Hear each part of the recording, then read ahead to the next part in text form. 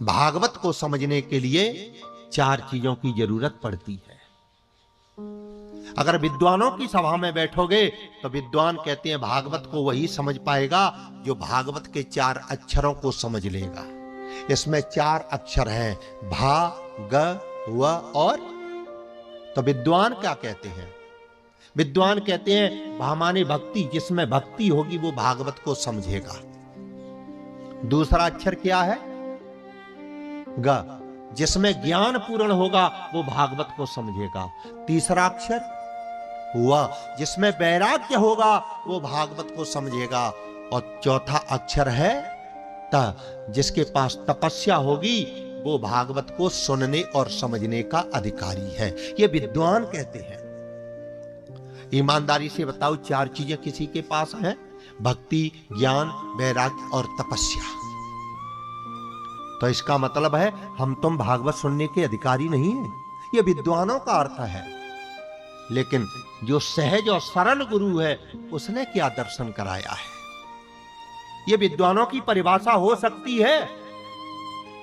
लेकिन सुखदेव क्या कह रहे हैं? परीक्षित, मेरे पिता की धरोहर को समझने के लिए न ज्ञान की जरूरत है, न वैराग्य की जरूरत है, न तपस्या की जरूरत है। तो इस पांडाल में भागवत को समझने के लिए चार गुणों की जरूरत है। और दो गुण तुम्हारे लिए है और हमारे लिए है, और दो गुण एक तुम्हारे लिए एक हमारे लिए है। तो भागवत को समझने के लिए चार चीजें चाहिए। कौन सी? भगवान सुखदेव जी कह रहे हैं कि प्रथमम तु मनः शुद्धम। भागवत को समझने के लिए मन शुद्ध हो।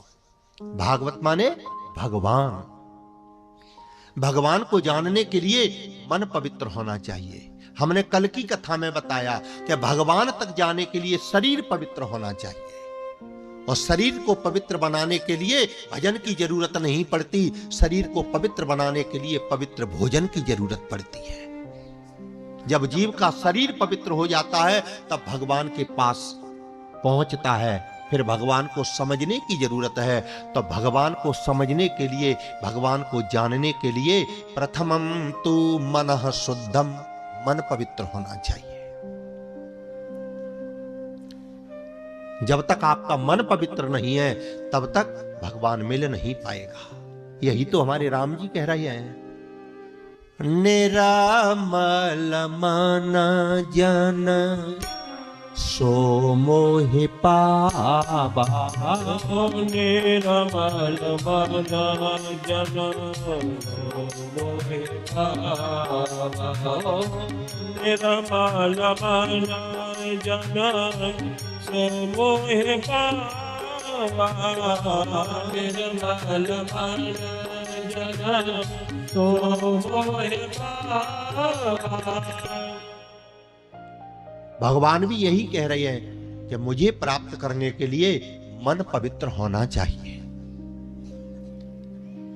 मां ने अपने बेटे से पूछ लिया, भगवती देवहूति ने अपने बेटे कपिल देव से पूछ दिया भागवत में ही कि अगर तू मेरा बेटा भगवान बनकर के आया है तो ये बता दे, परमात्मा को प्राप्त करने के लिए इस शरीर में किसकी जरूरत है? तो वहां पर कपिल देव ने भी अपनी मां से कहा कि गोविंद को प्राप्त करने के लिए मनः मनुष्याणाम कारणम बंध मोक्षयः। इस मन के द्वारा ही जीव का कल्याण होता है और मन के द्वारा ही जीव का पतन होता है। संसार में मुक्ति का कारण भी मन है और पतन का कारण भी मन है। और समझे, अगर आपका मन पवित्र हो जाता है तो मन में परमात्मा का आकार आ जाता है। भगवान पहले मन में ही प्रकट होते हैं, लेकिन कब? जब मन पवित्र हो जाता है तब। वसुदेव जी के पहले मन में भगवान आए थे। व्यास जी को लिखना पड़ा कि मनः आनक दुंदभः। और मन में जब कोई विकार पैदा हो जाता है, मन यदि आपका अपवित्र हो जाता है, मन बिगड़ जाता है, तो आपके मन में विकार पैदा हो जाता है। तो मन को संभालो। मन निर्मल बन गया तो भगवान का आकार आ जाएगा, और मन बिगड़ गया तो संसार का विकार पैदा हो जाएगा। अच्छा, दशरथ जी के पास किसकी कमी थी? कोई बता सकता है कि दशरथ बिगड़े हुए थे? जिनके जाने से इंद्र भी इंद्रासन छोड़ देता था, जिनके जाने से शनि भी अपनी दृष्टि दूर कर लेता था। दशरथ नहीं बिगड़े, एक दिन दशरथ का मन बिगड़ गया, और जब दशरथ का मन बिगड़ा तो संसार का विकार पैदा हो गया। एक बार भूपति मन माही और भई गलान मोरे सुत, ये विकार पैदा हो गया। इसलिए भागवत की कथा को समझने के लिए पहले मन पवित्र होना चाहिए। गोस्वामी जी ने लिखा, रामचरितमानस अपने लिए अपने मन से कह रहे हैं, भज रामचंद्र कृपाल भज मन, श्री रामचंद्र कृपाल भज मन। हे तुलसीदास जी का मन, भगवान का भजन कर। मन ने कहा, इससे होगा क्या? श्री रामचंद्र कृपाल भज मन होगा क्या? बोले हरण भव भय, संसार के ताप दूर हो जाएंगे। कब? जब भगवान के भजन में चला जाएगा तब। इसलिए मन पवित्र होना चाहिए। किसका? दोनों का। सामने वाले भैया, दोनों का मन।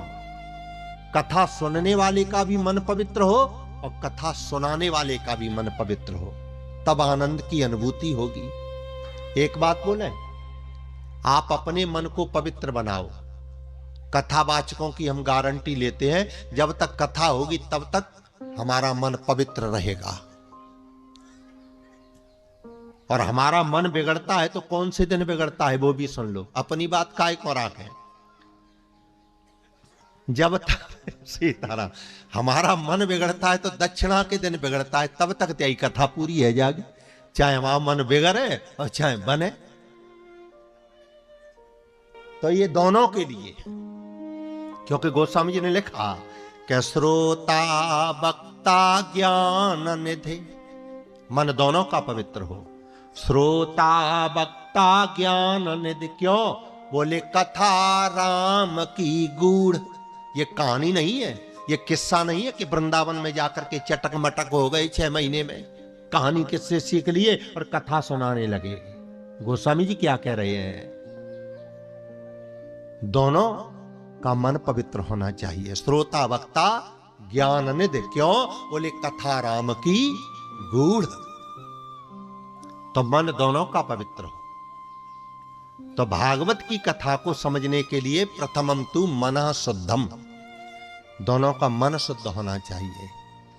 दूसरा गुण भगवान व्यास जी लिख रहे हैं कि प्रथमम तु मनः शुद्धम और कर्म शुद्धम द्वितीयकम। जब तक हम भगवान की कथा सुन रहे हैं तब तक कर्म शुद्ध होना चाहिए। मनसः वाचः कर्मणः, 6 दिन के लिए कर्म भी पवित्र हो। वाणी से किसी से कठोर मत बोलो, अपने हाथों से गलत मत करो। 6 दिन की बात है, 6 दिन के बाद में भगवान जाने। 6 दिन के लिए तो कर्म दोनों के पवित्र हो। ये श्रोता और वक्ता दोनों के लिए है। 2 गुण। अब 2 गुण और हैं, एक उपाध्याय जी तुम्हारे लिए, एक हमारे लिए। तीसरा गुण क्या है? बड़े गांव वाले तोमर भैया। तीसरा गुण भगवान व्यास जी लिख रहे हैं कि प्रथमम तु मनः शुद्धम और कर्म शुद्धम द्वितीयकम। और भागवत की यज्ञ में तीसरा गुण भी पवित्र होना चाहिए। कौन सा? बोले द्रव्य शुद्धम तृतीयम च। भागवत की कथा में जो धन लगाया जाता है वो भी शुद्ध होना चाहिए। संसार में जितनी यज्ञ हो रही हैं, चाहे जैसा धन लगा दो, संसार में जितनी यज्ञ हो रही हैं चाहे कैसा भी धन लगा दो, लेकिन भागवत में धन शुद्ध होना चाहिए। क्यों? क्योंकि ये मुक्ति का मार्ग है। आपको मुक्ति जब मिलेगी जब आपका पवित्र धन यज्ञ में लगाया जाएगा। और ये तीसरा गुण तुम्हारे लिए है, जहां में हमें सोच मत कर लियो है, इसमें हम सम्मिलित नहीं है, ये तुम्हारे लिए, धन तुम्हारा खर्च होगा। और एक चौथा गुण है, वो तुम्हारे लिए नहीं है, वो हमारे लिए है। हिसाब बराबर किया है व्यास जी ने। चौथा गुण क्या है? भगवान व्यास जी लिख रहे हैं कि प्रथमम तु मनः शुद्धम, अरे प्रथमम तु मनः शुद्धम कर्म शुद्धम द्वितीयकम और द्रव्य शुद्धम तृतीयम च मंत्र शुद्धम चतुर्थकम। चौथा गुण है भागवत का मंत्र शुद्ध होना चाहिए, ये हमारे लिए है। जब 4 गुण भागवत की पांडाल में आ जाते हैं तब भागवत की पांडाल में आसन लगा करके बैठना चाहिए।